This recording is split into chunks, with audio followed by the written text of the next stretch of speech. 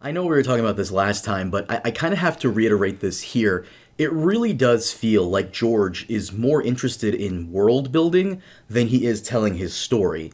Because, like I said, talked about this last time, I'm going to bring it up here. We're covering Fire and Blood right now, and kind of right now. And George stops an entire story, or a historic retelling, to tell this other minor story about this other minor character. It just feels like he's more interested in doing that than doing anything else. For the audience that doesn't remember, Preston and I had this conversation a while back on stream about how, certain parts of Brienne's chapter, she's just wandering around, and then when she enters a location, the person in charge of that location wants to tell her a story about how 30 years ago this happened. Or in the Davos chapters for Dance, I believe, he gets to Sisterton, and the Lord there wants to tell Davos about something that happened 30 years ago with Ned Stark. It just feels like he wants to set this world up so other people can do stories here, or so he can just not finish his own. Oh yeah. I mean, you can look at it this way. Okay, everybody is waiting for essentially the sequel to A Storm of Swords. I always joke about this, that George wrote A Storm of Swords and people have been waiting for its sequel for a long time. And instead we got Feast and Dance, which Feast and Dance are wonderful, but they don't really hustle the plot along. They introduce new plot elements and, they don't really address and move like the main thing, right? Like, who is the three-eyed crow and what's going to happen with Bran? What is Jon Snow's like fate? What is Dany's fate? Is she getting back to Westeros? Is she going to meet Tyrion? How is Tyrion going to deal with his family? How is that going to all happen? Instead, we get all these new elements. Feast for Crows introduces the Ironborn, the Dornish stories. And then we get a whole bunch of like Cersei, High Sparrow mess that gets introduced, right? None of these things, I mean, stuff that might have been hinted at in the previous 3 books, but nothing that needed to have such an expansive, huge plot towards. And then when we finally get to the characters that everybody seems to care about, like Bran and Jon and Dany and Tyrion, they really do very little in the number of chapters they have. I mean, if I were to ask you, Carmine, what needs to happen to Dany to get her to the end game of the story? The Quaithe stuff needs to be resolved. That needs to be answered. Doesn't she also need to go back to Karth? Right. She also needs to come to Westeros, right? Come to Westeros. The first thing is she needs to deal with the Dothraki, potentially get that. If Dave and Dan's season 6 is anything to go by, she needs to somehow acquire the Dothraki.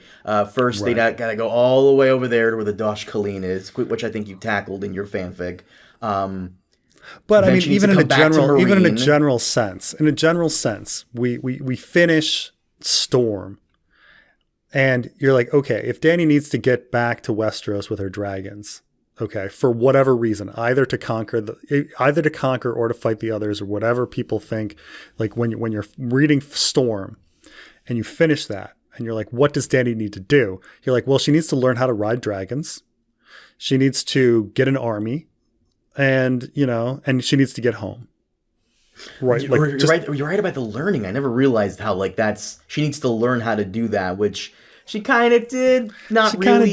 She kind of did. Yeah. So A Dance with Dragons happens, and a different plot happens in A Dance with Dragons with Dany. A complicated thing about ruling Meereen and all of that. And then we get to where she's learning to be a queen, which, let's be honest, like the rest of A Dance with the rest of the story, The Winds of Winter and A Dream of Spring, wouldn't really have time for her to be ruling. Like, why is it important that she knows how to rule for the story? I mean, it's important that she knows how to rule like in an abstract sense. If she were a real person, it's much more important that she learn how to rule. But the story is a bunch of rumbles and fights, right? So like, what is she learning? Like, and she spends a lot of chapters in Meereen learning how to rule, dealing with complicated political situations. And then at the very end, she learns how to ride a dragon. At the very end of the story. Which, by the way, was going to be like one of her first chapters, you know? And so then we take Jon, right? Jon, what does he need to do as a character? Not be dead? Well, I mean, I'm talking Storm of Swords ends. Oh, Storm of Swords. And you're like, what does Jon need to do? You'd probably be like, well, Jon needs to somehow like leave the wall, get involved in the wars, fight the others maybe, learn about his parentage, that kind of stuff. And instead we get a story of him like dealing with famine and giants and hungry wildlings and the Weeper like killing rangers. And it goes on. And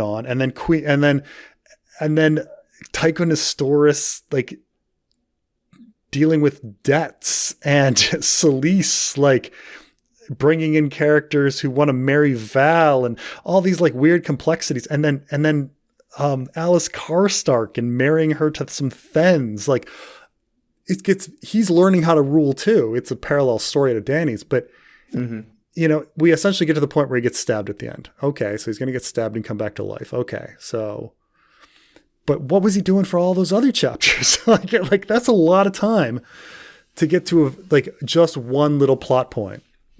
Like Dany getting on her dragon is like essentially the only essential plot point that happens in A Dance with Dragons. Jon dying is the only essential plot point that happens in A Dance with Dragons. Tyrion, he wanders across to Essos. He wanders down the river. He gets onto a boat. He gets sold into slavery. He escapes and goes to a sellsword company. Like, what was the essential plot point that Tyrion needed to do? He needed to meet Dany, right? Yeah. And he doesn't even get to do that.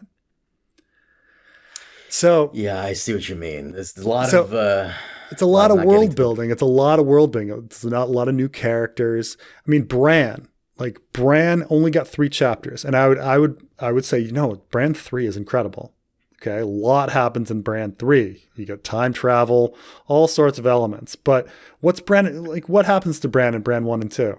Bran 1 and 2, doesn't he do the whole meeting with the man in the tree and the Jojen paste? Isn't that in 1 or... I'm pretty sure that's in like 2, right? Jojen paste is in Bran 3.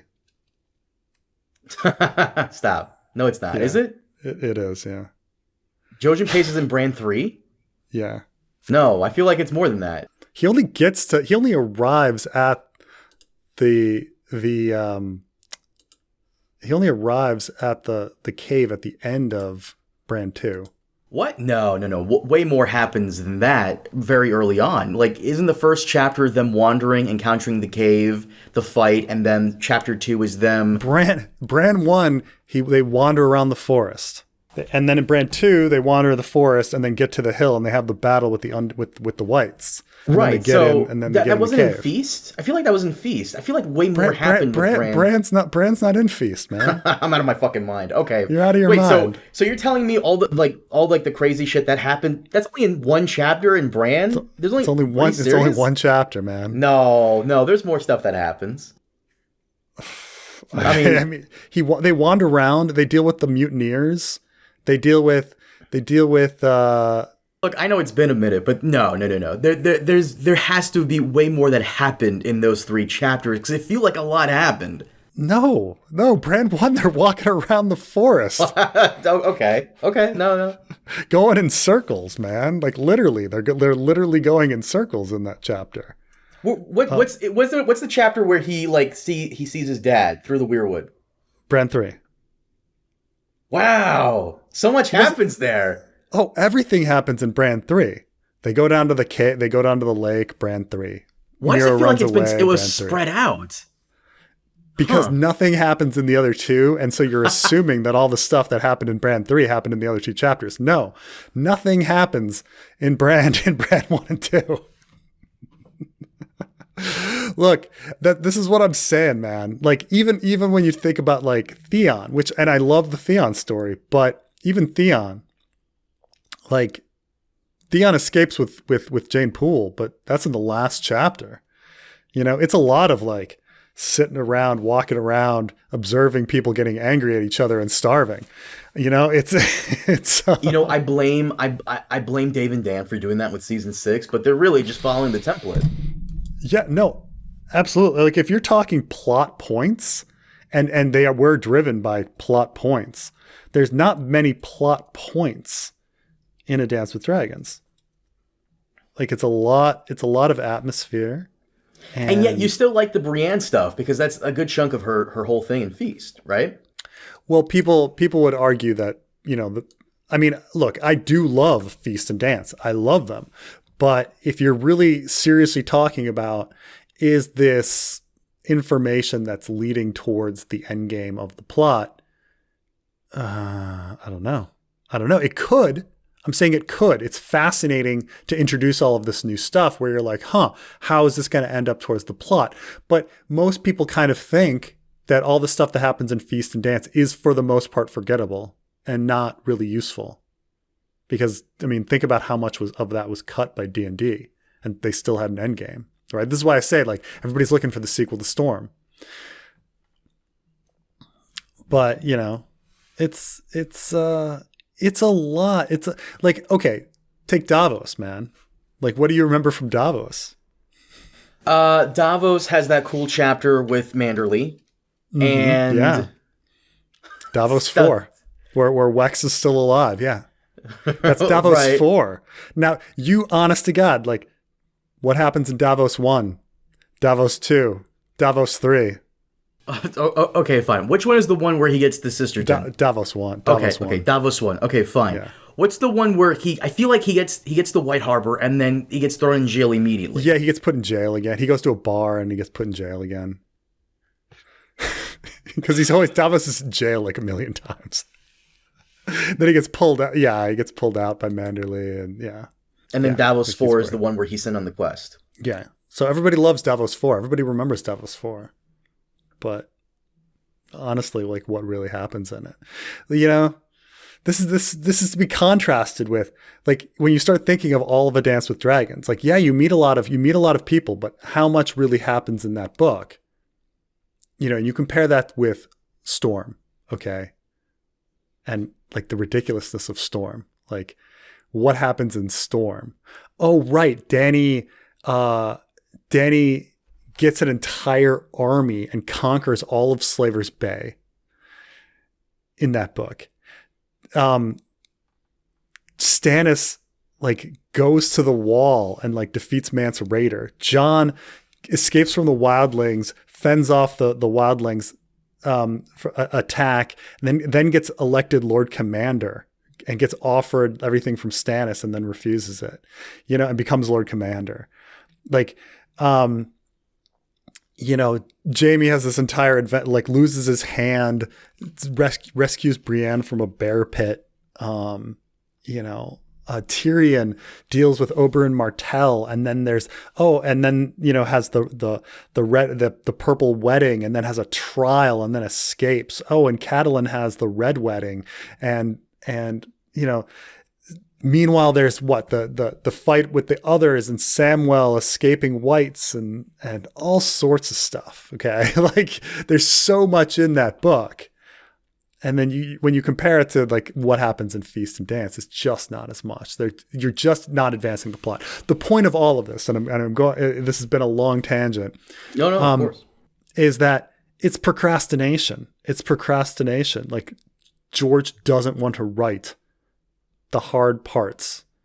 You know, he wants to write something easier. He's like, that's like, think about how difficult, say, Tyrion meeting Dany and writing that chapter would be. You know, how do you write Tyrion? How do you write Dany? How are they going to react to each other? Do I write it from Tyrion's perspective or do I write it from Dany's perspective? Right from Barristan's perspective. Write it from Barristan's perspective. You know, like, but there's a lot to think about. There's a lot to work out. What are they going to talk about?